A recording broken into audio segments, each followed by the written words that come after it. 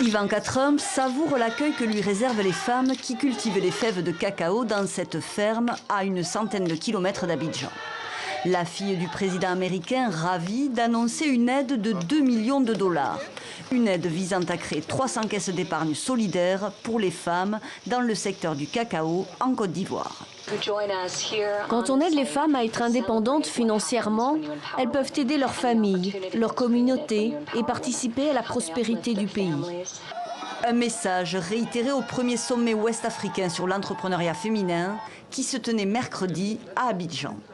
Ivanka Trump y participe après un court séjour en Éthiopie pour promouvoir le programme gouvernemental de développement économique pour les femmes qu'elle a réussi à faire adouber par son père en février dernier. Mais les beaux discours de la conseillère du président des États-Unis font grincer des dents. L'éditorialiste du quotidien britannique The Guardian, notamment, qui tire à boulet rouge sur celle qu'elle appelle la sainte patronne des népotistes, des hypocrites et des escrocs. La fille du président visite l'Éthiopie et la Côte d'Ivoire pour promouvoir les droits des femmes alors qu'elle garde le silence quand l'administration Trump continue à étouffer leur émancipation.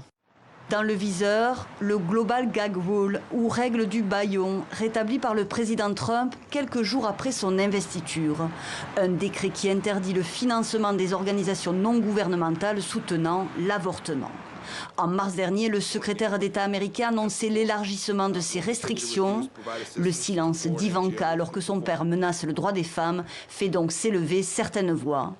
Des économistes n'ont pas manqué de rappeler que le droit à l'avortement restait l'une des clés de l'émancipation féminine.